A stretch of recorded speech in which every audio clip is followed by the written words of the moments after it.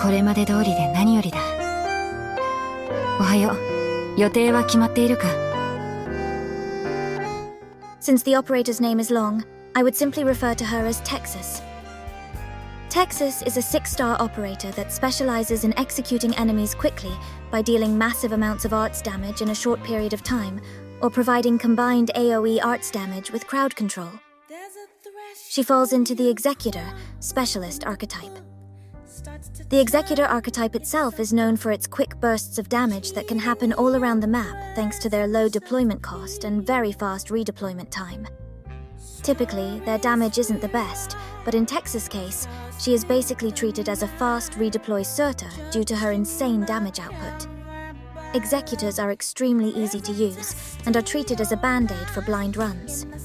With the simple addition of Texas into the group of Executors, it started the trend of doing stage clears by using only Executor operators.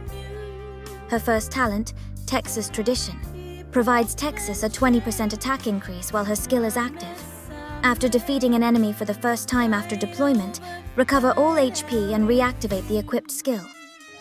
Her second talent, Texas Sword Arts, increases attack speed by 8 to 10 and reduces all incoming damage by 25 to 30%.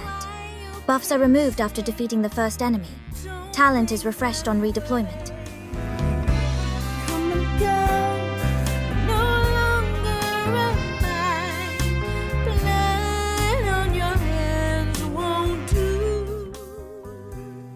Her first skill, Silent Drizzle. On deployment, significantly increases attack and causes basic attacks to silence the target for up to 10 seconds. Additionally, silenced enemies would receive up to 400 arts damage per second within the silence duration.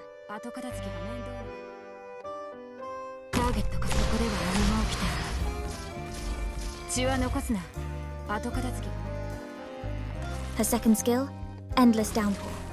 On deployment, immediately deals high amounts of arts damage to enemies within a 3x3 tile range around Texas. All enemies hit would have their arts resistance reduced by up to 30% for up to 10 seconds. Additionally, Texas gains a buff that significantly increases her attack and causes basic attacks to deal damage twice for up to 10 seconds.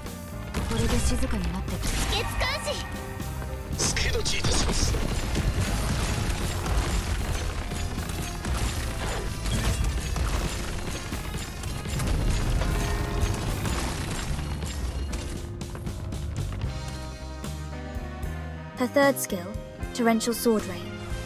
On deployment, immediately deals high amounts of arts damage to enemies within a 3x3 tile range around Texas. All enemies hit would get stunned for up to 2 seconds. Thereafter, activate Sword Rain every second, which deals high amounts of arts damage against up to 4 enemies within a 3x3 tile range around Texas.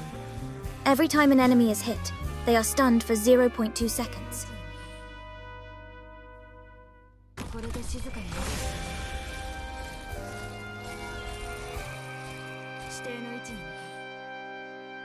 All numbers are assuming Texas is at her peak operator stats and is equipped with the EXE-Y module. The first value means Texas is utilizing her module's effect and has not killed an enemy yet. The second value means that Texas killed an enemy, and the numbers are resetted from when she killed an enemy.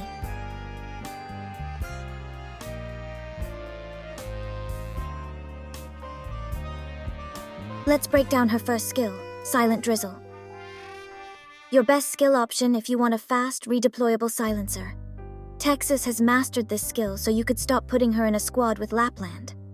Jokes aside, the skill is pretty straightforward. You equip this skill on Texas if you need a reliable source of silence debuff. This skill works extremely well due to the nature of Executors, being able to redeploy around the map in short intervals. So if the enemy you want to silence keeps spawning on different lanes, then S1 can be a good option. Nothing much else to say except for the fact that it actually doesn't have a bad DPS, but still inferior to the damage output of S2 and S3. The biggest question is probably, why do most CN players not M3 this skill? Simple.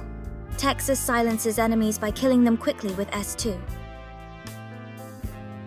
Let's break down her second skill, Endless Downpour. Texas bread and butter. Your best kill option if you want Texas to do her main role, which is executing enemies in a quick fashion. This skill is exactly why Texas is being called the fast redeploy Surta. The art's DPS is very high and similar to Surtur. Texas can also ignore some of the enemy's art's resistance, although it is important to note that % RES reduction is inferior to Surtur's fixed RES reduction for the majority of enemies in the game. For example, against a 20 RES enemy, which is very common by the way, Surtur gets a 25% DPS increase. Texas, on the other hand, only gets a 7.5% DPS increase. But at some point, Texas's % RES reduction will become better, and that's if the enemy starts having 70 RES or higher. I would have to say though, I only agree that you can call Texas a fast redeploy Surtur if we're only looking at individual performance. There is a clear reason why Surtur is still more favored when it comes to very extreme cases, like high-risk CC strategies. Texas's biggest weakness is her positioning and kill requirement. Her DPS at peak might be higher than Surtur, around 27.2% stronger. But it only lasts for 10 seconds if she doesn't kill anything. Unlike Surtur, with potentially more total damage dealt in one deployment since she stays deployed longer. This means that under a buff army setup focused towards arts damage, you can't really replace Surtur with Texas. But again, this is only towards very extreme cases. In the majority of content, yes, you can enjoy Texas S2 as a fast redeploy Surtur. There are two weaknesses of this skill, however. One is its inability to hit aerial enemies except for the initial hit. Two is that it doesn't have consistent AoE damage. It is mostly single target focused. Honestly, there's not much more to say about this skill. It simply kills. If it doesn't kill, you simply wait for Texas to redeploy. Repeat steps until the target is dead. Let's break down her third skill, Torrential Sword Rain. Your best skill option if you want quick bursts of AoE arts damage with crowd control all around the map. While equipping S3 doesn't allow Texas to hit as hard as when she uses S2, this skill compensates by doing continuous AoE arts damage while causing mini-stuns that cancels out enemy attacks. Obviously, if there are big waves of enemies walking in different lanes, S3 is the better option. There's just not much AoE damage coming from S2. Not to mention, the mini-stuns technically slow down enemy movement. The mini-stuns are extremely important too when it comes to Tex's survivability. Despite the fact that her second talent can reduce incoming damage, there are just some enemies that Texas cannot survive long enough to make an impact. For example, Sarkaz's Centurions can hit really hard, but if you look at this clip, you can see that Texas is not only having an easy time killing them, but her S3's mini-stuns also prevent them from landing an attack on Texas. But probably the most important thing to note is that despite the fact that majority of players would suggest you M3 Texas S2 first, her S3 is actually what allowed her to do a solo Risk 18 clear on CC11. Incredible performance with other Executors. Texas, along with other Executors, allow them to duo or trio a lot of hard stages in the game. And this is much more prominent when Kirin X Yato, another limited Executor, is released. As an arts damage dealer, Texas can easily benefit from different ways to increase her damage output.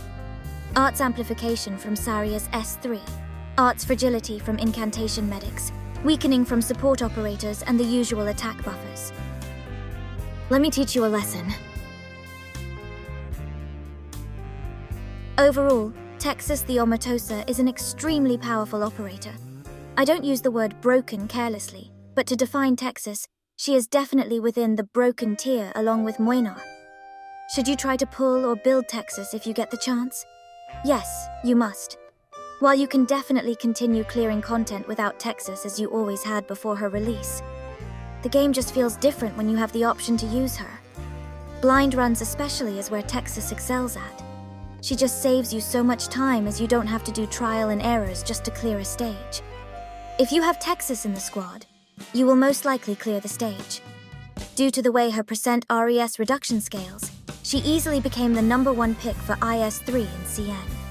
She is also pretty much the #1 pick on Reclamation Algorithm, a future game mode that will be released later on the global server.